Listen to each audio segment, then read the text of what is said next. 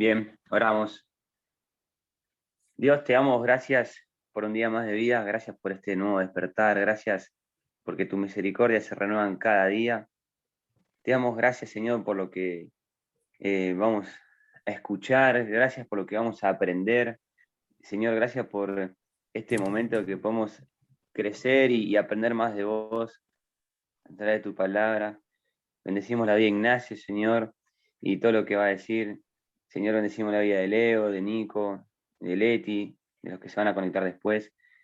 Y te damos gracias, Señor, porque tú eres bueno cada día. En el nombre de Jesús, amén.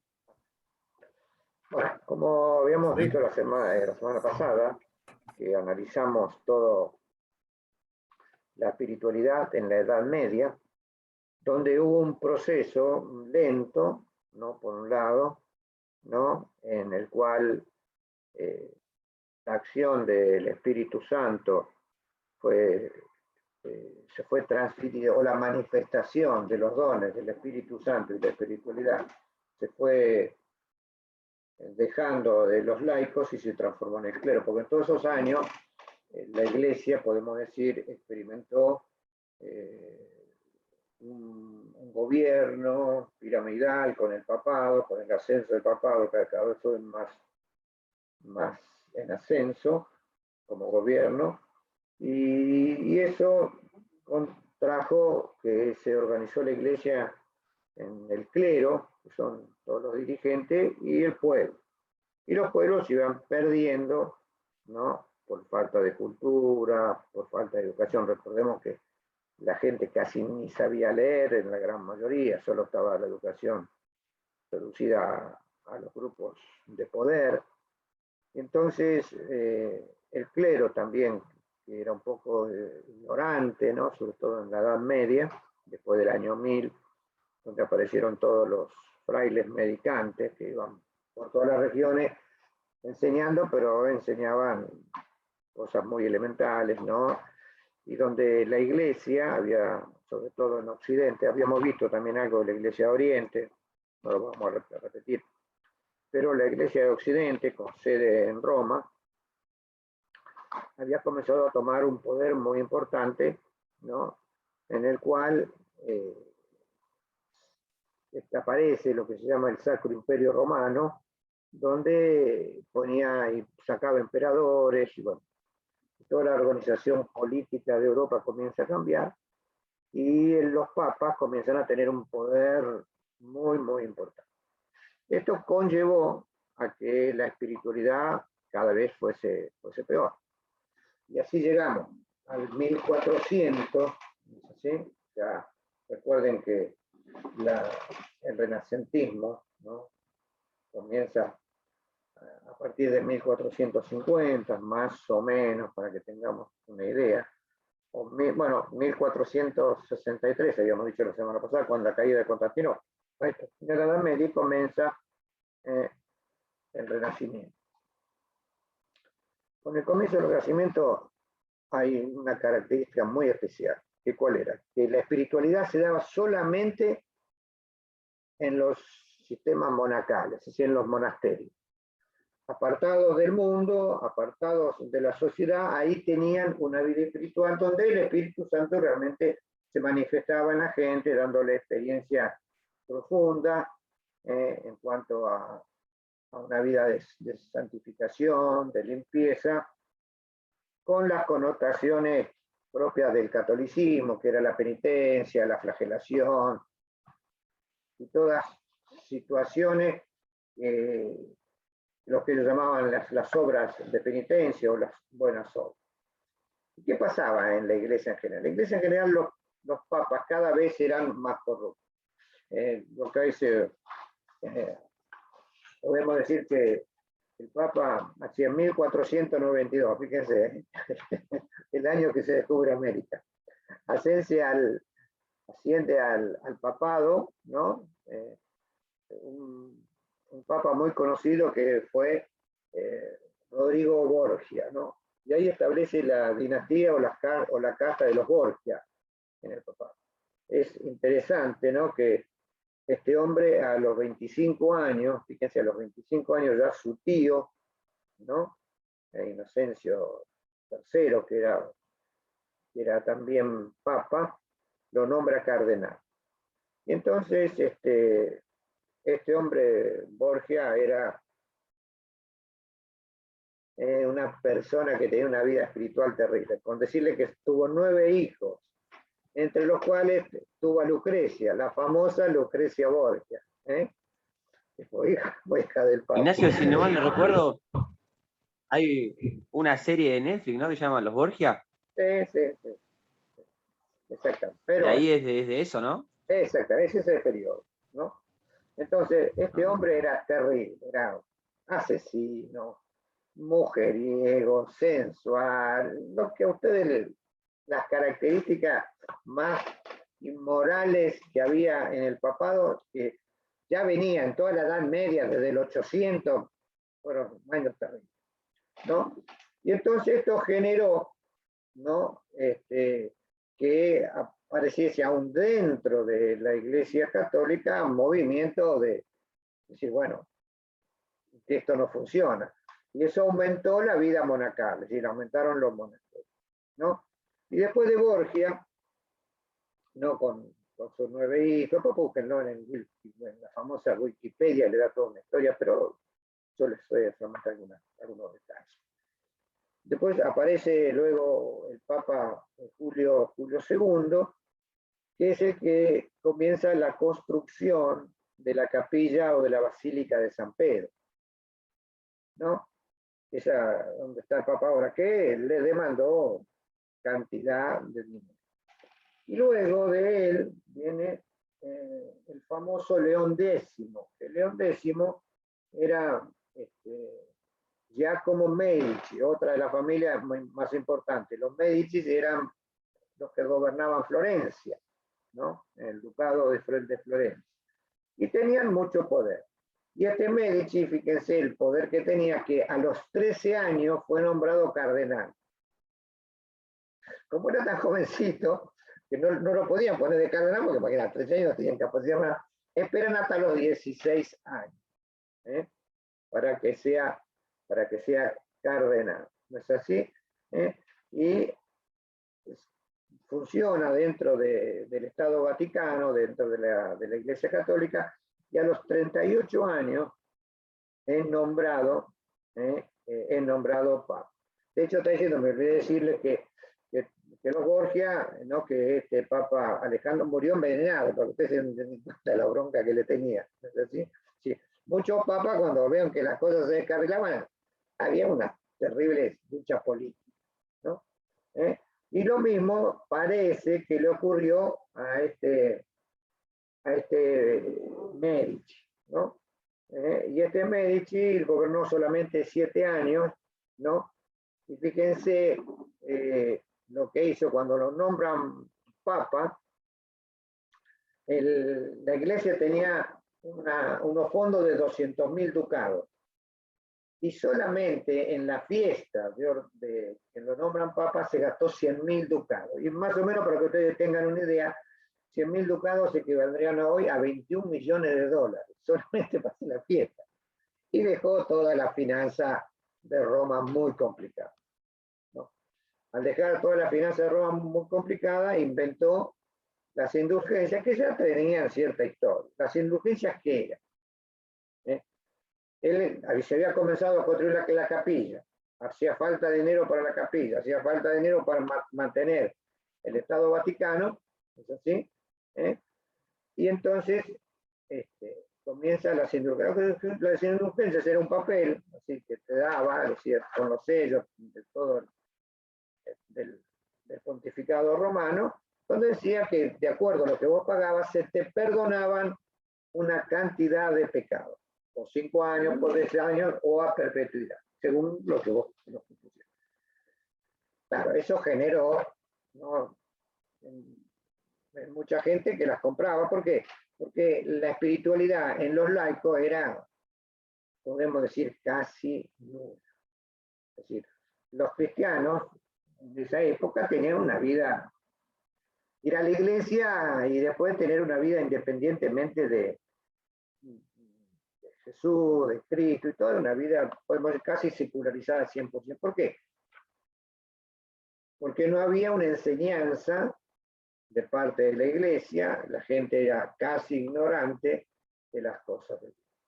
Solamente dentro de los monasterios había cierta vida espiritual, y había muchísimos monasterios, fíjense todas las órdenes religiosas, ¿no? Estaban los franciscanos, fundados por San Francisco de Asís, los dominicos, los agustinos, los benedictinos, los cistercenses, los carmelitas, los mercedarios y los trinitas. Eran todas órdenes. ¿Qué era una orden? ¿Saben lo que es una orden religiosa? A lo mejor saben. Pueden interrumpirse. Bueno. ¿Qué eran las órdenes religiosas? Eran unos grupos de frailes, de curas, que se reunían con el objetivo de servir a la iglesia y de servir a Dios. Y entonces llevaban esa mida zeta, ¿qué significa? Allí en un monasterio se apartaban de toda la sociedad y allí se dedicaban a la meditación, a la oración, ¿no? y a crecer en forma espiritual. Pero, ¿qué es lo que ocurre el 30 de octubre de 1517? ¿Quién se acuerda? A ver. Clase básica. Lutero. Hubo un hombre que se llamó Martín Lutero, que va y clava las tesis ahí en la catedral. Va a la catedral de Wittenberg y clava en la puerta, ¿no?, las 95 tesis. Estas 95 tesis estaban en contra de la venta de indulgencia, de la vida inmoral, del clero, del papa, del gobierno papal, y bueno, un montón de cosas. Y que no lo vamos a analizar en este momento, eso generó lo que se llamó la contrarreforma. A partir, eso fue en 1517. Pero el Papa, unos 25 años después, más o menos, no, en 1545, 28 años, tendrían que ser, el Papa Paulo III, ¿no?, llama al famoso Concilio de Trento, y ese concilio es el que se llamó el Concilio de la Contrarreforma. Este Papa analiza por qué se generó la reforma, ¿no? Y la reforma se generó básicamente por la vida que tenían los papas, la vida totalmente mundana, ¿no? Y dilapidaban todos los recursos de la iglesia, por supuesto, como eran mundanos. Es decir, el Papa León X, que fue el Papa contemporáneo de Lutero, hacía obras de teatro, buscaba los mejores pintores, buscaba los mejores escultores, había todo un florecimiento de la literatura, y tenía una vida, podemos decir, de millonario, pero no una vida espiritual, una vida religiosa. Y eso, por supuesto, se trasladaba a la iglesia, y se trasladaba a la gente, y se trasladaba al pueblo, pero el pueblo no tenía una vida espiritual. Eso llevó a que apareciesen muchos gente que veía esa cosa, veía esa forma, ese estilo de vida, y se recluía en los monasterios para tener una vida de meditación, una vida de la búsqueda espiritual. Dentro de esa contrarreforma aparecen movimientos espirituales, y podemos decir que a partir del Concilio de Trento, si bien el Concilio de Trento establecía un absolutismo del papado, también buscaba la revitalización de la vida espiritual, pero dentro de los claustros, es decir, una vida espiritual hacia adentro. ¿Para qué? Para tratar de mejorar la espiritualidad del clero, porque el clero no se imagina, era terrible, tenían hijos, se emborrachaban, era terrible. Cuando ustedes ven, por ejemplo, la película Robin Hood, ¿no? Y viene que siempre hay un cura ahí, ¿no? Entonces, una de las versiones, cuando lo interceptan el cura llevaba hidromiel, es decir, que era un licor que se hacía a base de miel y la fermentación. Y entonces, bueno, era así, era una vida totalmente licenciosa. Pero se produce una contrarreforma, entonces aparecen personas, un más famoso quizás de todo es Ignacio de Loyola, ¿no? Tenía mi nombre, ¿no? Pero yo no quisiera ser como Ignacio de Loyola. ¿Por qué? Porque fue un hombre que tenía intenciones espirituales muy profundas, ¿sí? Y él funda en 1535, por acá lo tengo anotado, 1534, en París, funda lo que se llamó la Compañía de Jesús, que su objetivo era tener una vida espiritual de servicio al Papa, ¿no? Y entonces era como vamos a decir, un ejército religioso. Estos tenían una vida espiritual muy profunda, buscaban mucho la espiritualidad, ¿no? esa piedad espiritual, ¿no? Y entre las cosas había lo que se llamaba un manual de ejercicios espirituales, ¿no?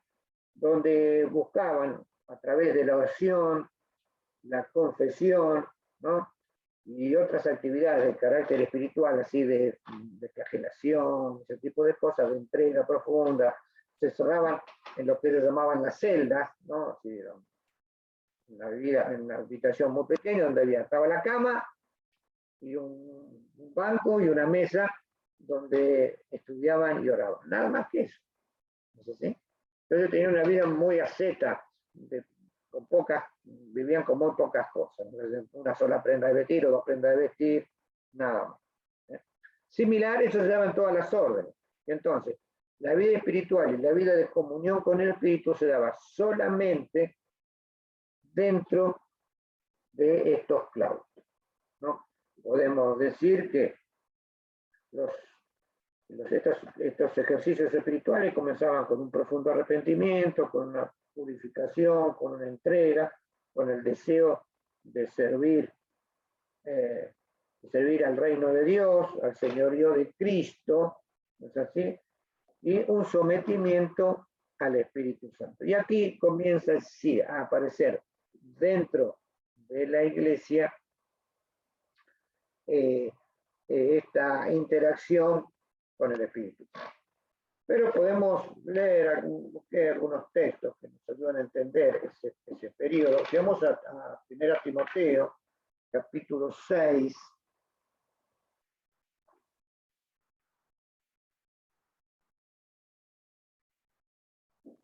¿Qué cita, Ignacio? Perdón. 1 Timoteo, capítulo 6. No, si nosotros leemos esto lo escribe Pablo, ¿no? 1500 años antes de que estas cosas ocurriesen. Pero muestra cómo la degradación dentro de la iglesia iba a aparecer, ¿no? Dice 1 Timoteo 6:3, si alguno enseña otra cosa y no conforme a las sanas palabras de nuestro Señor Jesucristo y a la doctrina, que es conforme a la piedad. ¿Es así? Es decir, conforme a la piedad significa conforme a la santidad. Está envanecido, fíjense el envanecimiento, nada sabe y delira acerca de las cuestiones y contiendas de palabras, de las cuales nacen las envidias, pleitos, blasfemias, malas sospechas. Eso es todo lo que reinaba en la iglesia. Disputas necias, hombres corruptos de entendimiento y privados de la verdad, que toman la piedad como fuente de ganancia. Y por eso le dice a Timoteo, apártate de los tales. Y entonces los cargos religiosos eran cargos, ¿no? donde se vendían esos cargos, ¿no? ¿Sí? Y la gente obtenía muchísimos beneficios, porque un cargo de cardenal le daban un territorio, una diócesis, entonces todo lo que recaudaba en esa diócesis iba para él, y de ahí le daba un poquito a la iglesia. Entonces, imagínate, era fuente de ingresos muy importante. Es así, entonces la palabra ya nos advierte, ¿no? De esa falta de espiritualidad en cuanto nosotros pensamos que el servicio a Dios es un servicio que tiene que ver con la remuneración. con el dinero. No es así cuando sabemos que todo lo contrario es el servicio espiritual, donde la iglesia le da al pastor o al líder religioso lo necesario para vivir, pero no para enriquecerse. Tristemente, en la actualidad también pasan estas cosas. Y aún, esto no pasaba hace 50 años en la iglesia evangélica, pero hoy en día pasa esto dentro de la iglesia evangélica. Hay muchos movimientos religiosos, de los cuales lo más importante es el dinero. Hay una serie americana, no me acuerdo el nombre, que Graciela también, donde es una familia religiosa que viven como reyes, estos que son los pastores de la iglesia, ¿no? Y hay una vida totalmente fuera de la santidad, fuera de la manifestación del Espíritu Santo. Porque recordemos, nosotros ¿qué es lo que estamos analizando en todo este tiempo? Estamos analizando cómo fue la manifestación del Espíritu Santo en las distintas épocas. Habíamos analizado que en el primer periodo el Espíritu se manifestaba con las características de los dones y también con una vida de limpieza, de santificación, de entrega, que fue lo que marcó la diferencia entre los cristianos y la gente común en el Imperio Romano. Eso se mantiene en el primer siglo, segundo siglo, pero después del siglo del 313, cuando Constantino le da la libertad a la iglesia y la asocia al Estado, esa vida espiritual se fue degradando, cada vez se iba degradando más, como dije al principio.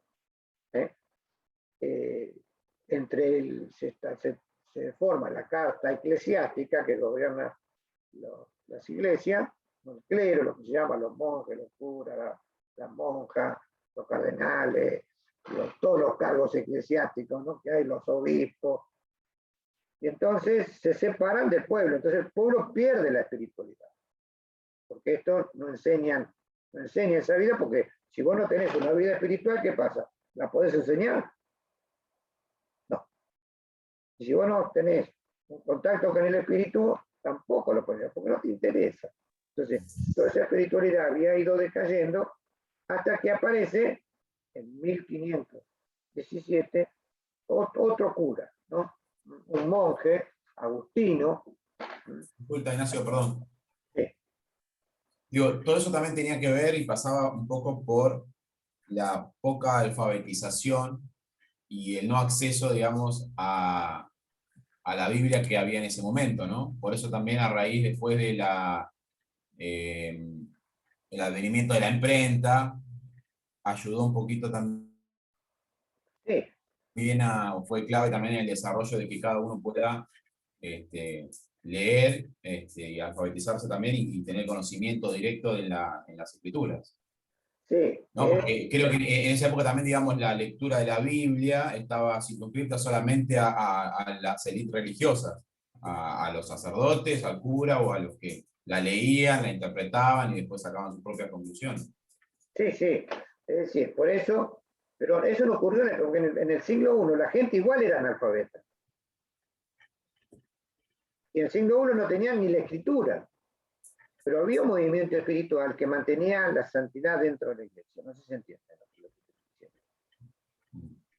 Es decir, en el siglo I, cuando Pablo escribe las cartas, escribe para corregir, pero había una vida espiritual dentro de la iglesia.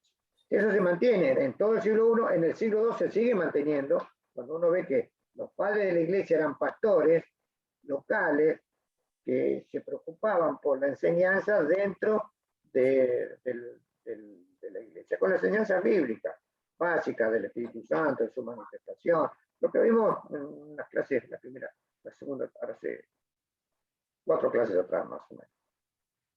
Pero eso se fue perdiendo. ¿Por qué? Se va perdiendo cuando se divide entre cleros y laicos. Cuando la iglesia era una iglesia en la cual todos compartían, todos se preocupaban por la manifestación del Espíritu. Pero cuando hay una iglesia que hay uno que desde el frente te dicta todo, y tu vida se va relajando y vas descansando toda tu vida espiritual en el líder religioso. Y eso acompañado de que nadie sabía leer, acompañado de que la Biblia había muy pocas copias porque se hacían a mano. Ya que la Iglesia cada vez se preocupaba más por la salvación del alma y no de la manifestación de los dones del Espíritu. Eso llevó a que cada vez la degradación moral fuese más. Como vos decís, a toda la ignorancia de la gente, si vos no lees y no tenés uno que te enseñe, no hay manera de que tu vida espiritual mejore. Si vos no sabes leer, pero hay un líder religioso entregado, sometido a la palabra, que te enseñe, vas a crecer. Pero si no hay nadie, y eso es lo que ocurre. Por eso Lutero, que era un monje, era agustino, ¿no? Tiene una vida muy interesante, porque el papá de Lutero, y ahora entramos ya en la Reforma Protestante, porque el papá de Lutero era un hombre de comercio importante, entonces quería que su hijo estudiase. Y entonces,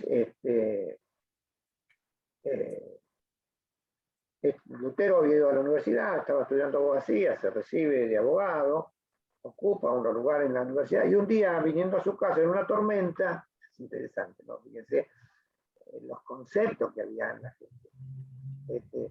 Cae un rayo, entonces dice, sálvame virgen, y si me salva me hago monje. Y entonces el rayo no cayó donde estaba él con esa tormenta tan terrible que había, ¿no? Pero como cae cerca, se impresiona, entonces deja todo lo que estaba haciendo y entra en la orden de los agustinos en Alemania, ¿no? En un pueblo de Alemania, ¿no? Y así, como era una persona muy erudita, ¿no? Le gustaba estudiar mucho, ¿no? En 1505, fíjese, en 1505, muy interesante. Él nace en 1483, a 1505, ¿cuántos años tenemos? 13, y 5 a los 18 años. Ya había tenido estudios en la Universidad de Abogacía, era una persona que ya a los 18 años entra al monasterio, ¿no? Y ahí comienza a estudiar, ¿no? 2 años después ya es ordenado sacerdote, ¿no? Y 5 años después, debido a su capacidad de análisis de la palabra, el estudiado griego, estudia hebreo, se mete en la interpretación bíblica, y ya la Biblia circulaban muchas, la más común era la Vulgata Latina, ¿no? La que se imprime en latín, que le imprime el inventor de la imprenta, que fue, no me acuerdo el nombre ahora, no. Bueno, el que inventé 100 años anteriores habían inventado la imprenta, y entonces había mucha... Gutenberg, exactamente. La circulación, como vos decías, ¿no? Y entonces él comienza a estudiar, ¿no? Y 5 años después lo nombran vicario el abad mayor de la Orden de los Agustinos, lo nombra vicario y le da 11 monasterios a cargo. Es un cargo importante, ¿no? Él continúa los estudios, y entonces se produce dentro de él una búsqueda interior de una verdadera salvación. ¿Por qué? Porque leía el Nuevo Testamento y lo que veía dentro de la iglesia era otra cosa. Claro, cuando comienzan a aparecer, hay una película muy interesante, ¿no? Cuando comienza a aparecer la venta de las indulgencias, la salvación por obra, la compra de los cargos eclesiásticos, toda esa degradación, esta persona que buscaba en el Espíritu la manifestación de Dios, ¿no es así? Entonces es fuertemente impulsado. ¿Por qué? Porque entra en crisis su salvación. ¿Qué quiere decir que entra en crisis su salvación? Que para ese momento había una salvación por obra. Es decir, algo tenía que hacer la penitencia, tenía que rezar, tenía que profundizar en esa vida de esfuerzo y de sacrificio, pero no había un camino de salvación. Y entonces él comienza a leer Romanos, y entonces se da cuenta que aparece lo que se llama la salvación por gracia. ¿Sí? Y en esta, la salvación por gracia, que tiene que ver con la fe, ¿no? Y que Cristo nos concede la salvación solamente por la fe y no a través de las obras. Esto nos lleva a Lutero. Muchos dicen que Lutero, en la reforma protestante, los primeros impulsos, como que se relegó la manifestación del Espíritu Santo. ¿Sí? Porque hablaban más enfáticamente de la experiencia de salvación. Lutero se da cuenta que la gente no se salvaba, que la gente vivía un pseudo cristianismo, no había una experiencia de salvación. ¿Por qué? Porque confiaban, imagínate, esa persona que iba al cura y le vendía la indulgencia, entonces te va un papel sellado, todo esto, Juancito Pérez, ¿no? Compra el Señor, Dios a la Santa Madre Iglesia le perdona tantos años de pecado, todo el tiempo se le día, o sea, la vida que se le ocurría, total, Dios lo iba a perdonar y iba a abrir la entrada al cielo. Cuando ve ese escándalo, Lutero, entonces, leía la palabra y enseñaba, porque era profesor dentro de los agustinos, ¿no? Y él era profesor de Biblia. Entonces, cuando lee, comienza a entender que la salvación era otra y que la espiritualidad era otra. Y entonces comienza a ver ahora en la acción del Espíritu que a través de la palabra nosotros conocemos a Dios. Y entonces es importante ver en él, faltan 15 minutos, vamos a terminar con Lutero, pues la semana que viene continuamos con nosotros reformadores. Pero Lutero comienza a leer y entonces dice que la palabra nos muestra a Dios y que la palabra nos muestra al Espíritu Santo. Y entonces todas nuestras experiencias espirituales y las que nos puede dar el Espíritu Santo tienen que estar sometidas a la palabra. Es decir, para que sean verdaderas experiencias tienen que estar de acuerdo a la palabra. En contraposición a que en esa época también había otros movimientos religiosos, ¿no? Que decían, no, que el Espíritu me habla y entonces yo interpreto como a mí me parece. No es necesario someterme a la palabra, sino que el Espíritu me puede hablar. No sé si entienden la diferencia. Hoy en día también se dan. Hay gente que dice, no, el Espíritu me reveló y aunque la Biblia diga lo contrario, el Espíritu me reveló y eso es lo que vale. Después cuando lleguemos al 1800... Ignacio, ¿puedo decir una cosa? Sí, podemos interrumpir, podemos hablar.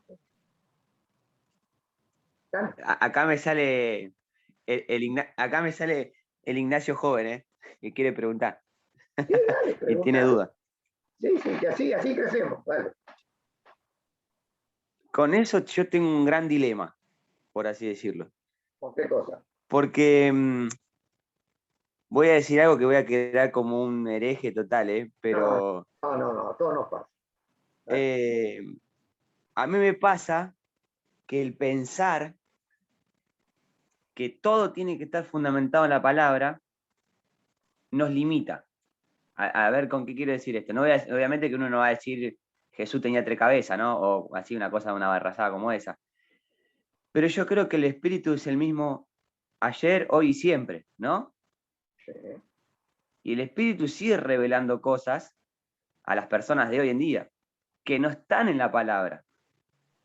Mirá. Por ejemplo, la palabra misma dice que mayores cosas harán. O Jesús mismo dijo, si todo estuviese escrito en la palabra, no estarían todos los libros escritos, no alcanzarían todos los libros para escribir todo lo que Jesús hizo. Digo, no todo está en la palabra. Está la revelación que Dios quiere, pero también hay cosas que nosotros podemos hacer o decir fundamentadas en la columna vertebral de la palabra, sí. Por eso digo, a veces como que tengo una revelación de Dios, una visión, una señal, y tengo que buscar la misma coincidencia, que esté la misma visión en la palabra, y no. No tiene que contradecir a la revelación. Generalmente, todas las experiencias cristianas que vos puedas tener ya están de alguna manera reveladas en la palabra. Busca cualquier experiencia y vas a encontrar una correlación con algún texto. Básicamente Lutero creía eso, que toda la experiencia espiritual tenía que estar sometida a la palabra. Ahora vos me decís, es interesante, no vamos a llegar ahora con esta pregunta tuya, porque seguramente no nos va a alcanzar el tiempo. Pero vamos a decir algunas cosas para después seguir profundizando. Es decir, pero se terminó la revelación. Si vos vas a Apocalipsis, la palabra dice que ahí la revelación se cierra. Ahora. Pero, perdón, Ignacio, perdón, porque así cierro el tema. Yo creo que la revelación de Jesús sí se terminó, eso sí, pero por ejemplo, ayer hablamos de los dones, ¿no? Y justamente lo toco porque es algo que nos inquieta y algo que vamos a hablar. Los dones de ciencia, de conocimiento, hay cosas de profecía, son cosas que no están en la palabra. Por ejemplo, a mí me ha pasado que han venido personas y me han dicho palabras sin conocerlos, sin saberlos quiénes eran, y le pegaban justo. Pero eso es un don de profecía. Si la persona que vino, yo no estoy. La palabra dice que hay gente que tiene el don de profecía. Hola, ¿se cortó? Nico. Yo te escucho, ¿eh? Sí, bueno, yo no sé si Nico me está escuchando. Yo también, yo también.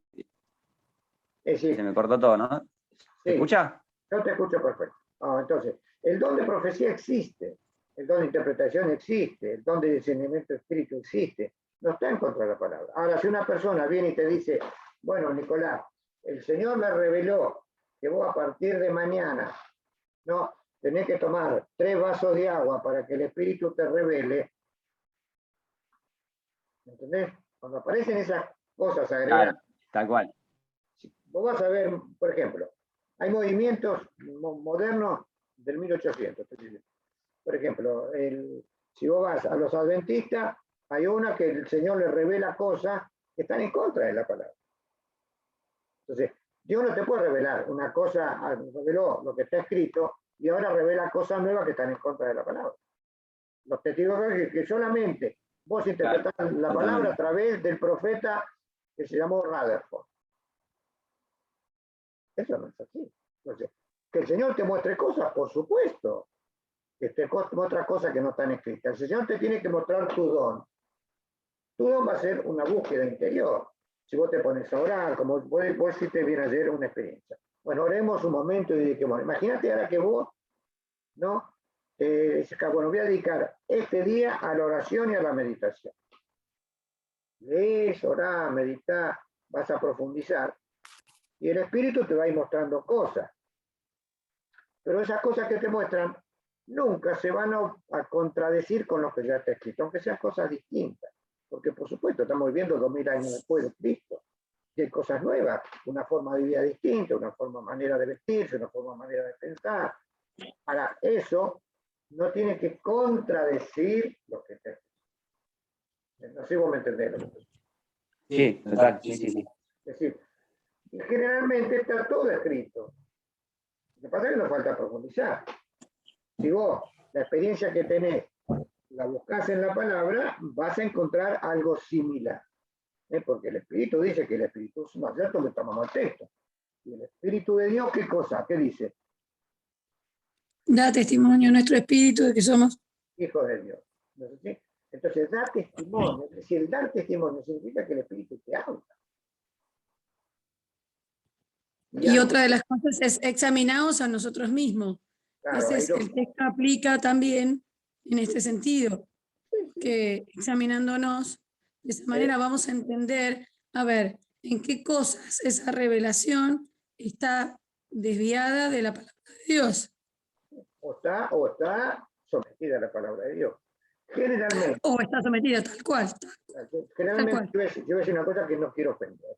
Porque digo no quiero ofender a nadie. Pero generalmente, muchas personas que tienen experiencias espirituales de este tipo no quieren profundizar en la palabra. Porque dicen, no, si el Señor me reveló, ya está. No hace falta estudiar porque el Espíritu me va a revelar. No hace falta conocer. No, eso está mal. ¿Por qué? Porque eso a vos no te da la sabiduría para interpretar entre lo que está bien y lo que está mal. Porque tuviste una sola versión que es tu revelación. Vos tenés que tener la versión de la palabra para comparar las dos acciones. ¿Entendés? De allí la importancia que nosotros tenemos que tener en someternos a la palabra. Y eso es lo que hace Lutero. Lo que pasa es que Lutero se va a un extremo. Como él era un profesor de teología, dice, toda manifestación tiene que estar en la palabra. Y entonces la manifestación del Espíritu es cierta, pero sometida a la Escritura. Entonces transforma a la Escritura en un corsé que te mete ahí y vos no podés salir de allí. Cuando la palabra da libertad para que el Espíritu se manifieste. Vamos a decir que la espiritualidad de Lutero, ¿no? Se basaba, era un hombre de qué es lo que pasa antes de clavar las tesis del cura. Él comienza a sentir una profunda inseguridad de la salvación. ¿Por qué? Porque no había tenido una experiencia con el Espíritu. Entonces, esa profunda inseguridad de la salvación lo lleva a buscar la salvación. Entonces, cuando ve la palabra que la salvación es por fe en la muerte de Cristo, y Él como único suficiente Salvador, que es por la gracia plena, por el amor que Dios nos tiene, porque Él mandó a su Hijo en favor de todos nosotros, que es nuestro intercesor. Entonces centra allí la salvación, y entonces la salvación por gracia es la doctrina, podemos decir, fundamental de la Reforma, quitando a la gente la esclavitud que tenían hacia la Iglesia, porque solamente te podía salvar por la Santa Madre Iglesia. Cuando la salvación no tiene nada que ver con la Iglesia, la salvación es una acción individual de tu experiencia con Cristo. Por eso la importancia de la manifestación del Espíritu, que tenemos que buscar. No está en la palabra, por supuesto. El Señor te va a revelar, por supuesto. Dones espirituales, por supuesto. Yo creo que el Señor te manda. Yo creo que el Señor me habla. Si no, no estaría acá hablando con ustedes. Eso es lo que sí. Lo que vamos a, por eso yo decía, al final vamos a tener un ejercicio. ¿Cuál va a ser el ejercicio? Juntarnos. Que estemos dispuestos a pasar un día en oración. Cosa que nosotros no hacemos nunca. No hacemos un retiro espiritual. Nosotros hacemos un retiro y vamos y comemos y nos dedicamos a divertirnos. No está mal, a confraternizar, a charlar entre nosotros. Es perfecto. Pero Ignacio, no, el otro día, el viernes, les cuento un testimonio así raro. El viernes fuimos con Nico y con Joaco y con Eli. Nos invitaron unos jóvenes a una iglesia a una vigilia un viernes a la noche. En una casa estaban unos jóvenes en el living de la casa con música, tocando la guitarra, el piano, adorando en un tiempo de adoración y un tiempo de adoración. No saben lo lindo que fue, lo edificante que fue ese momento. Digo, qué sencillo a veces que es buscar, ¿no?, al Espíritu en comunión. No necesitamos mucho de esto de grandes cultos, cosas así. Digo, con lo que decía recién, decir, nos apartamos un poco a buscar a Dios, un grupo de jóvenes. Yo me reía con los chicos porque sí, estábamos en el pool, en un ambiente horrible, sinceramente, y digo, che, nos invitaron a una vigilia, ¿vamos? Y fuimos, no conocíamos a nadie, conocíamos a un par de chicos, ¿no?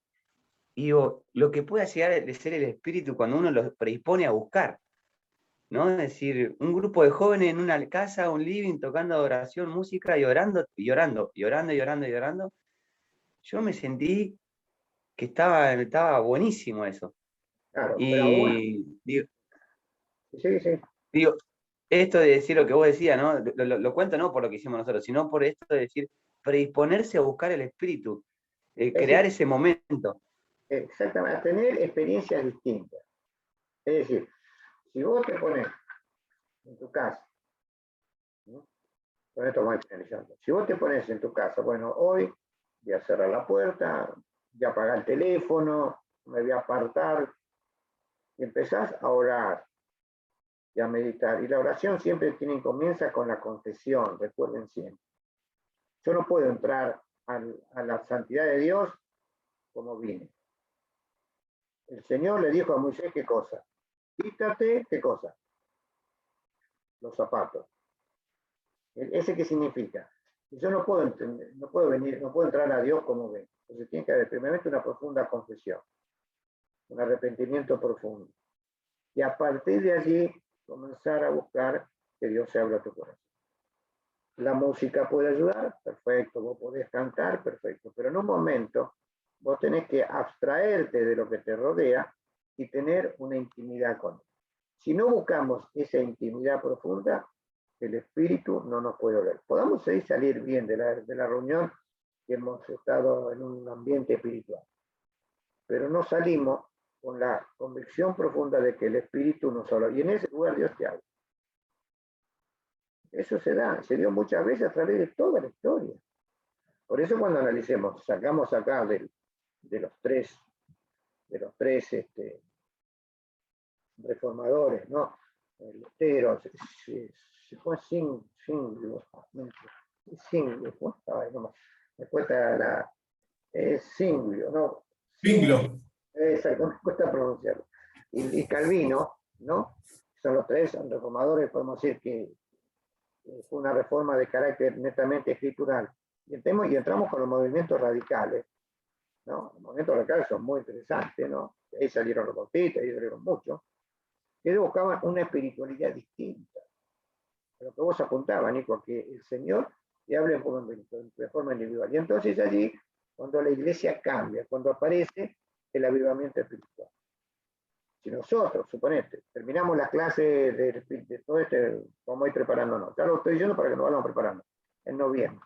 Bueno, un día de noviembre nos juntamos. En mi casa, en tu casa, en donde sea. Tiene que ser un lugar tranquilo. Donde nadie nos moleste.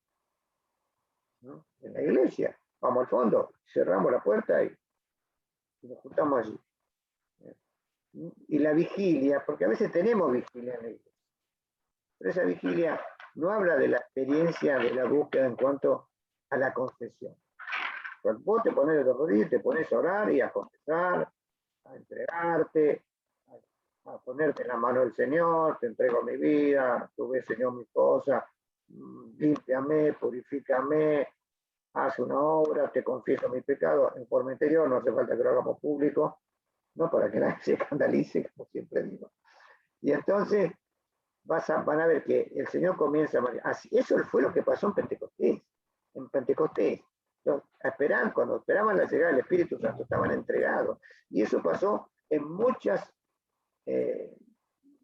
reuniones religiosas de santificación. Cuando el Espíritu comienza a limpiar y a santificar la iglesia, comienzan a haber manifestaciones especiales del Espíritu Santo, a las cuales no le tenemos que tener temor. Ignacio, ¿te puedo hacer una pregunta rara? Dale, dale. Perdón que te hablo mucho. Si bien el Pentecostés pasó una sola vez, ¿pero vos creés que Pentecostés puede seguir pasando? Sí. Esto de que estamos unánime en oración y viene el Espíritu y reparte dones y reparte... Sí, así. No es que viene el Espíritu, ya vino, el Espíritu está. Claro. ¿Qué es lo que tenemos que hacer? El Espíritu tiene que tomar control de nuestra vida. ¿Entendés? Nosotros vivimos, ¿de qué vida? Vivimos 10 horas o 20 horas en nuestras cosas y un ratito a la noche o a la mañana en el Espíritu. ¿Entendés?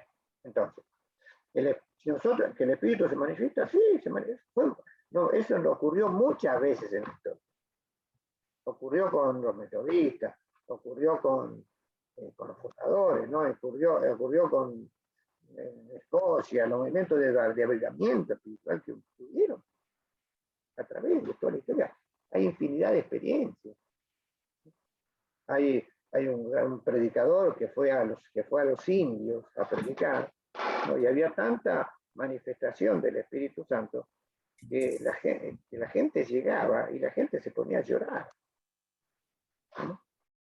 Cuando esta persona tenía tanta manifestación de Dios, entonces la gente aparecía, como decía, una visita del Espíritu a toda la gente. Entonces, eso ocurrió muchas veces.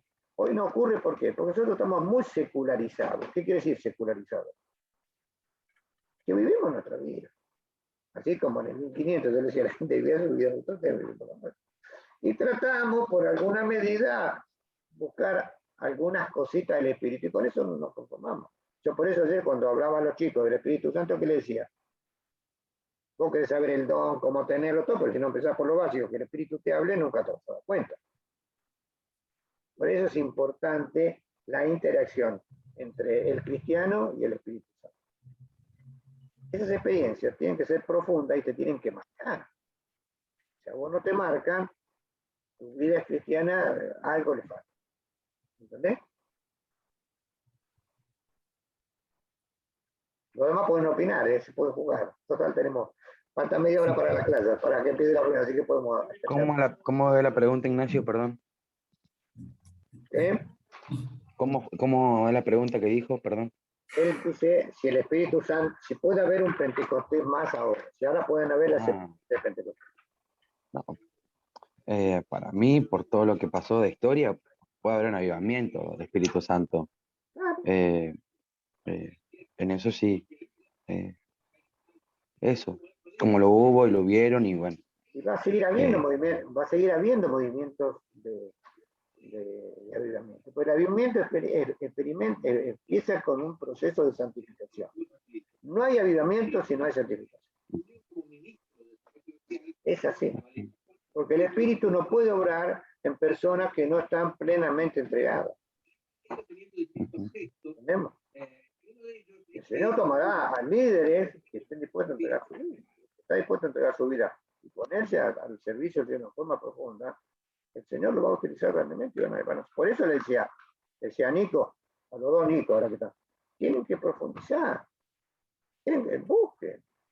Si no tienen lugar, busquemos un lugar y comencemos un día entero, un sábado, que tengan ganas, nos juntamos, pagamos todo y nos apartamos. Y ustedes van a ver cómo su vida espiritual comienza a cambiar. Comienzan a ver nuevas cosas. El Espíritu les va a revelar nuevas cosas. Van a comenzar a entender con más profundidad la palabra. ¿Por qué? Porque el Espíritu te da la capacidad o el don de ciencia o el don de interpretación de la Biblia. ¿Por qué? Porque no es solamente leer y no leer y leer. Es leer y entender lo que está escrito con el objetivo que está. O aún, de lo que está escrito, darte otra revelación más, que ocurre muchas veces. Muy bien.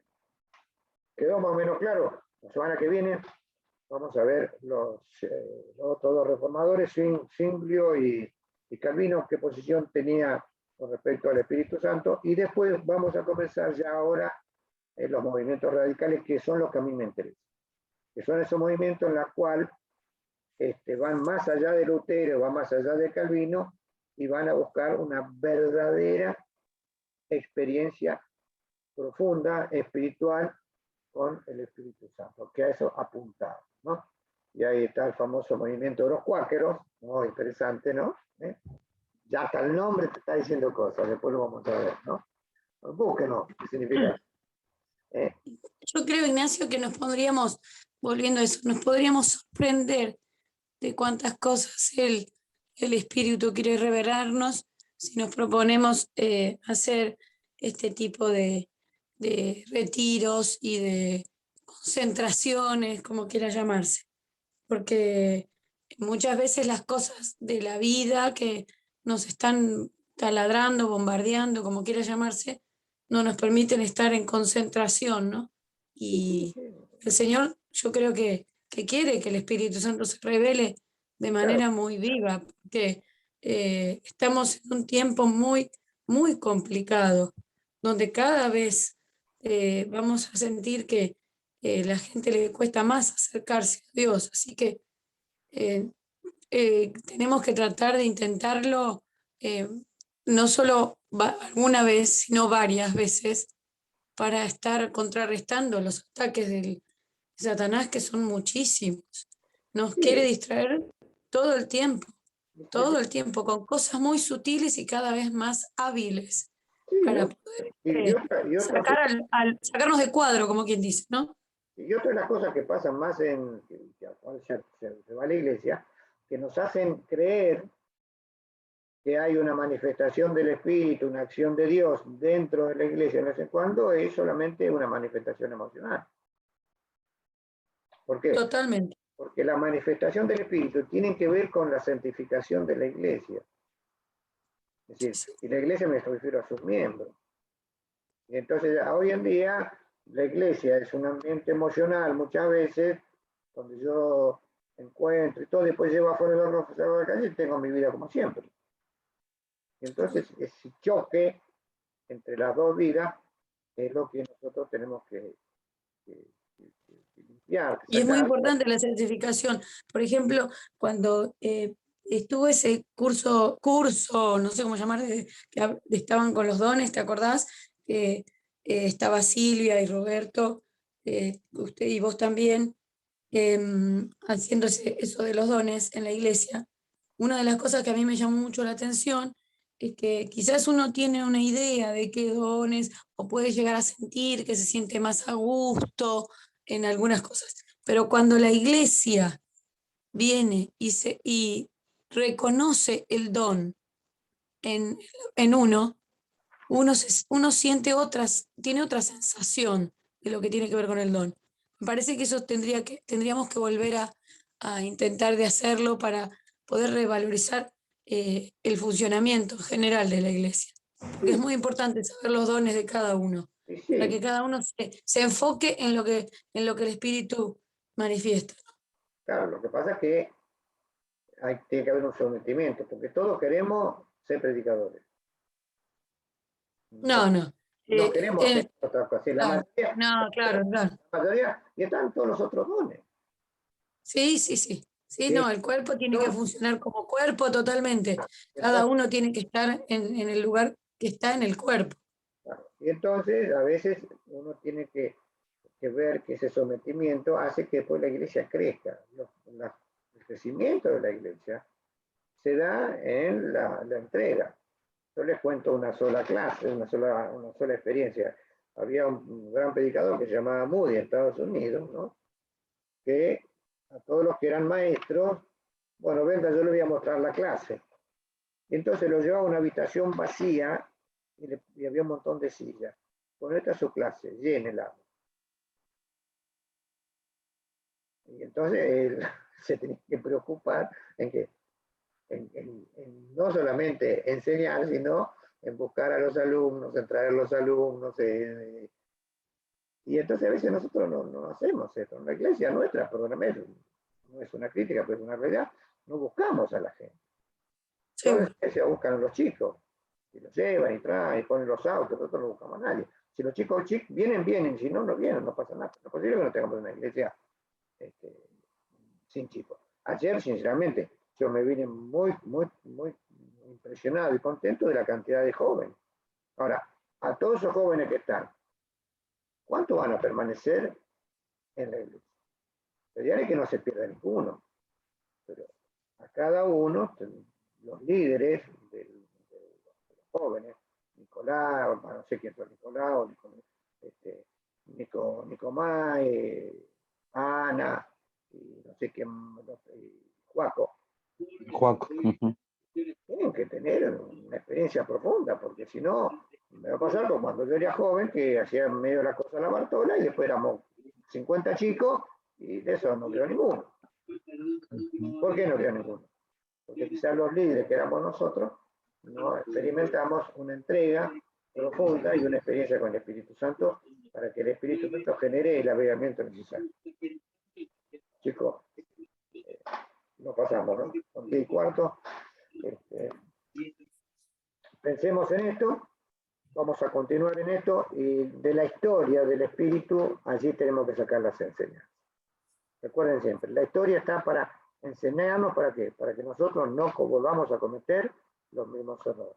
O nos enseña de qué manera hacer las cosas para mejorar las experiencias con el Espíritu Santo. El Señor nos acompañe, nos vemos. Gracias. El domingo que viene. Gracias. O dentro de un ratito en la iglesia, lo que vamos. Abrazo a todos. Que tenga buen domingo.